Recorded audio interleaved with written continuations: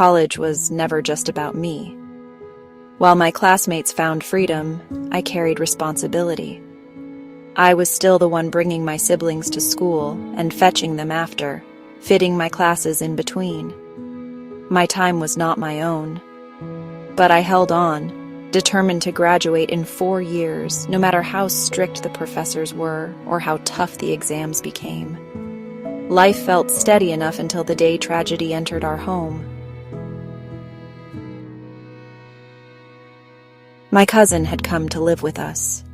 He was the son of my mother's sister, a love child who grew up in Los Angeles with a stepfather who never accepted him, and a mother torn between her son and her husband.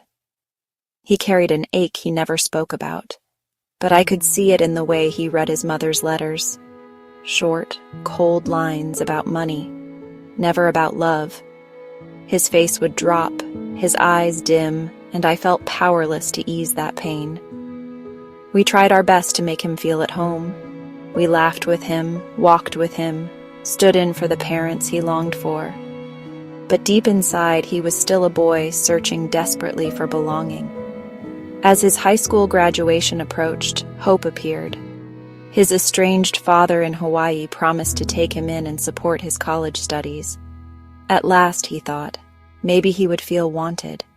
But when he told my mother, her words pierced him.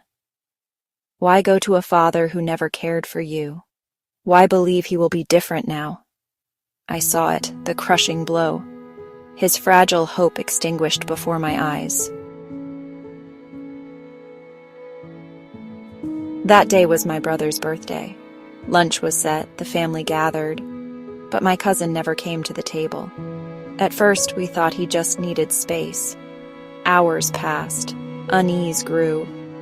I was in the shower when panic filled the house. He won't answer. He won't open the door.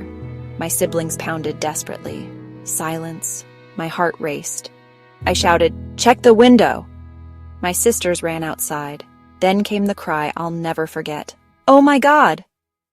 We burst into the room and there he was, hanging from his karate belt, chair tipped over, his body still. The world spun. My hands shook as I cried, "Hurry, put him down!" 6 of us struggled to carry him. Barefoot, trembling, I sped to the hospital like a madwoman, my heart pounding with every second. But it was too late. The doctors tried. Minutes dragged on. And then came the words I dreaded. He was gone. The first death in our household, and it was him. I came home to see my mother broken, her face hollow with grief. She was lost, trembling, unable to think. I forced myself to be strong. I found an old funeral plan she had long forgotten and made the calls no one else could. My aunt flew home from the U.S., devastated beyond words. His classmates came in tears, recalling his kindness, claiming the belongings he had left them in farewell. That night, when the house grew quiet, I collapsed in my bed. The tears I had locked away all day erupted, unstoppable. My chest heaved with sobs as guilt, pity, anger, regret, and sorrow swirled within me. How could we not have seen? How could love not have been enough to save him? Why, God? Why did you let me witness such devastation? Why place me at the center of this unbearable storm? Now I see. Because in that heartbreak was a lesson I will never forget. We often believe the strongest battles are the ones fought in public, with grades, careers, and achievements. But the fiercest battles are the ones fought in silence, within hearts we think are fine, but are breaking inside. My cousin's story taught me that people can be surrounded by family and still feel utterly alone, that a single word of comfort can lift a soul, and a single word of rejection can crush it beyond repair. And yet, in his final choice, I believe God's mercy was greater than his despair. I believe God did not turn him away, but embraced him as the father he had always longed for. In God's arms, he finally found the love and acceptance that this world could not give.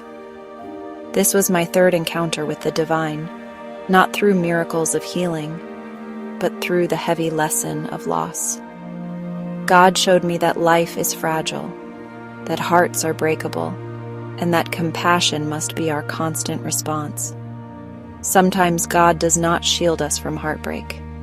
Instead, He allows us to feel its weight so our hearts may break open, wide enough to carry more love, more understanding, and more grace than before. In my cousin's death, I learned this. God's love is stronger than despair, and His mercy will always have the final word.